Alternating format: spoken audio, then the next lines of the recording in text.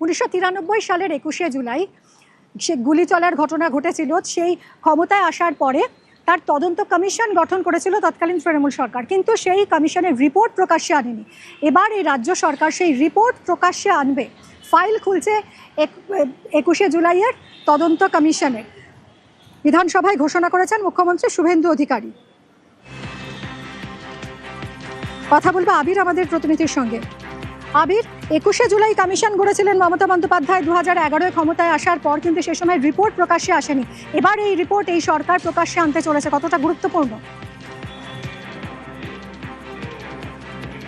21শে জুলাইয়ের আগে 21শে জুলাইয়ের যে কমিশনের রিপোর্ট, সেটা জনসমক্ষে নিয়ে আসাটা অত্যন্ত গুরুত্বপূর্ণ হতে চলেছে। তুমি জানোই যে এবছরের 21শে জুলাই নানা কারণে উল্লেখযোগ্য হতে চলেছে, এবং তার মধ্যে অন্যতম হচ্ছে যে 21শে জুলাই 4টি জায়গায় পালন করা হবে। তৃণমূল কংগ্রেসের তরফ থেকে 2টি জায়গায়, কংগ্রেসের তরফ থেকে 1টি জায়গায়, আবার এনসিপিআই যারা সাংসদরা রয়েছেন তারা দিল্লির রাজঘাটে তারাও শহীদ তর্পণের জন্য যাবেন।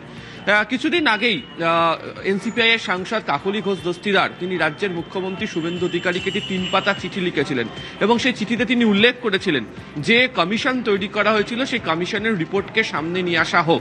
একই সঙ্গে উল্লেখ করেছিলেন যে মনীশ গুপ্ত তৎকালীন স্বরাষ্ট্র সচিব, তার ভূমিকা, সেই ভূমিকার কথাও জানানো হোক। তার কারণ তৃণমূল কংগ্রেস সরকারে আসার পর প্রথম মন্ত্রিসভাতেই তাকে রাজ্য মন্ত্রিসভার সদস্য করা হয়েছিল, পরবর্তী সময় তাকে তৃণমূল কংগ্রেসের তরফ থেকে রাজ্যসভার সাংসদ করেও পাঠানো হয়।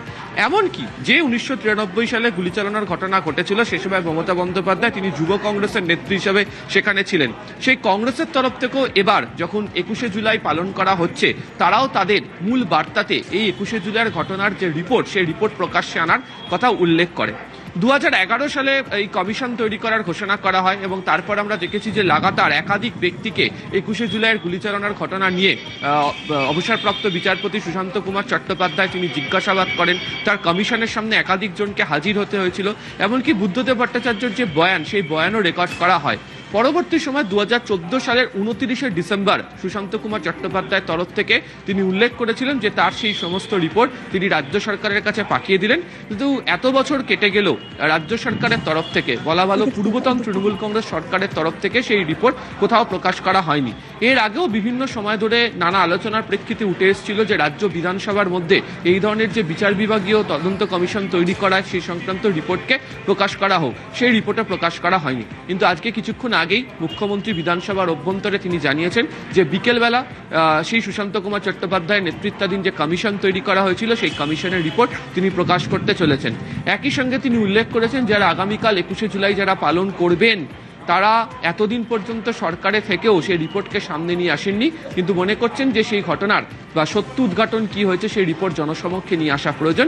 সে কারণেই আজকে বিকেলবেলা 21শে জুলাই গুলি চালানোর ঘটনার তদন্তে 2011 সালে যে কমিশন তৈরি করা হয়েছিল, সেই কমিশনের রিপোর্ট সামনে নিয়ে আসছে বর্তমান রাজ্য সরকার। সঙ্গে থাকো আবির।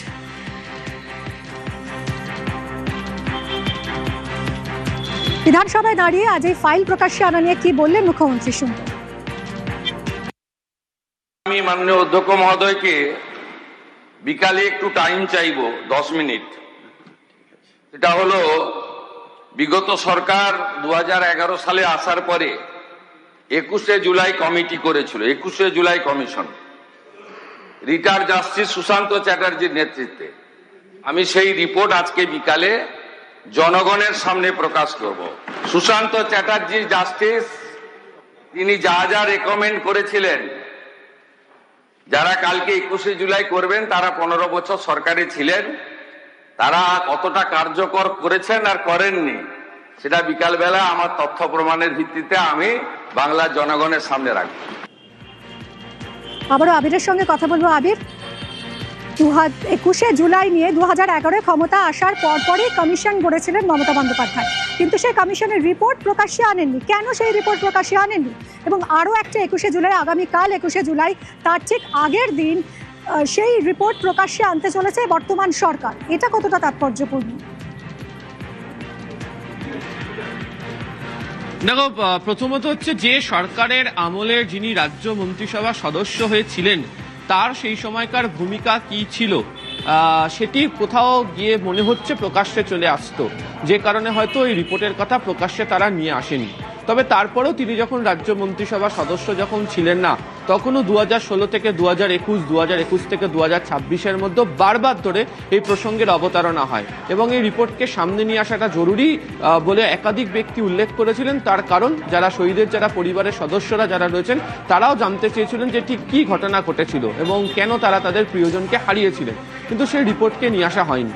এবং বর্তমান অবস্থাতে দাঁড়িয়ে রাজনৈতিক প্রেক্ষাপটে এবার 21শে জুলাই, তোমাকে আমি শুরুতেই বলছিলাম যে একাধিক মঞ্চ 21শে জুলাই পালন করছে এবং এবারের 21শে জুলাইয়ের ক্ষেত্রে আরও একটা উল্লেখযোগ্য ঘটনা যে শহীদ পরিবার আসলে কাদের দিকে রয়েছে কার্যত তা নিয়েও নানা ধরনের তরজা শুরু হয়েছে।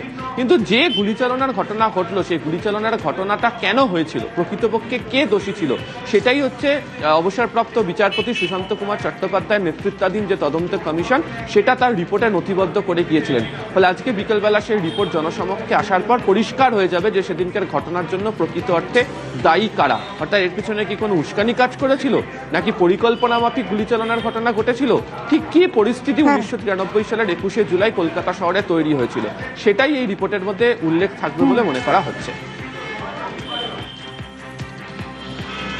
ধন্যবাদ আবির। এদিকে পালা বদলের পরপরই একেবারে ভেঙে খান খান তৃণমূল কংগ্রেস, আর তৃণমূল ভাঙতেই এই 21শে জুলাই উদযাপন নিয়ে শুরু হয়ে গেছে দড়ি টানাটানি। কে কোথায় করবেন 21শে জুলাই, 21শে জুলাই কাদের? বিড়লা তারামণ্ডলের সামনে মমতা তৃণমূল তারা 21শে জুলাই পালন করবে।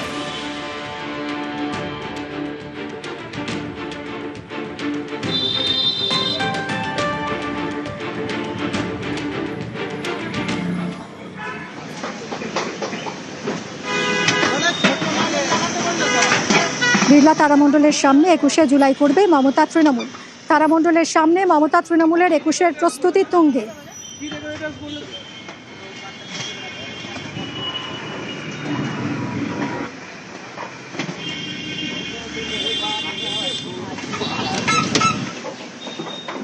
যা যা প্রস্তুতি দরকার আদালতের নির্দেশ মেনে এবং আদালত যা যা বলেছিলেন সেগুলো আমরা দলের তরফে পুরোটাই কমপ্লাই করা হয়েছে। কোর্টের নির্দেশে একটি রাস্তার নাম লেখা আছে, আমরা সেই রাস্তাতেই করছি এবং আমরা আমাদের নেত্রী এবং আমাদের পার্টির সিদ্ধান্ত করে একাডেমি অফ ফাইন আর্টস এবং রবীন্দ্র সদন যে দুটি বিশিষ্ট এখানে প্রতিষ্ঠান রয়েছে তাদের গেট যাতে কোনোভাবে না আটকায়, ফলে মঞ্চটা আমরা তার আগেই শেষ করে দিচ্ছি।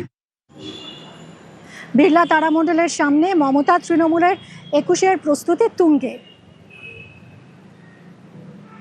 এখন পুরো সেটআপটা এসছে, তারপর লাগানো হবে, দেখতে পাবেন। 21শে জুলাইয়ের মঞ্চের তৈরি কাজ চলছে। হ্যাঁ, মঞ্চ তৈরিরও তো কাজ চলছে। আর মঞ্চে তৈরি কাজ। বিড়লা তারামণ্ডল থেকে কিছুটা এসে একাডেমি অফ ফাইন আর্টসের ঠিক কাছেই মমতাপন্থী তৃণমূলদের 21শে জুলাইয়ের মঞ্চ তৈরি হচ্ছে। 30 ফুট লম্বা 10 ফুট চওড়ার এই মঞ্চ, যে মঞ্চ তৈরির কাজ চলছে। একদিকে মঞ্চ দুটি ধাপে সাজানো হচ্ছে দেখা যাচ্ছে, পাশে আরও একটি জায়গা, এখানেও বসার জায়গা করা হবে। মূলত যে মাইকগুলি লাগানো হবে সেই মাইক্রোফোনগুলি এখানে নামানো হয়েছে, যারা এখানে রয়েছেন তারা এখানে কাজ করছেন। যে ডেকোরেটার্স কাজ করতো সেই ডেকোরেটার্সও এবার বদলে গিয়েছে। পালা বদলের পর নানান কিছুর বদল হয়েছে। দেখা যাচ্ছে এই 21শে জুলাইয়ের বেশ কয়েকটি মঞ্চ হয়েছে এবছর, 3টি মঞ্চ। একদিকে ফাইন আর্টসের ঠিক কাছেই মমতাপন্থী তৃণমূলদের মঞ্চ, অন্যদিকে গান্ধী মূর্তির পাদদেশে ঋতব্রতপন্থী তৃণমূলদের মঞ্চ এবং অন্যদিকে শহীদ মিনারে কংগ্রেসের 21শে জুলাইয়ের মঞ্চ তৈরি হচ্ছে।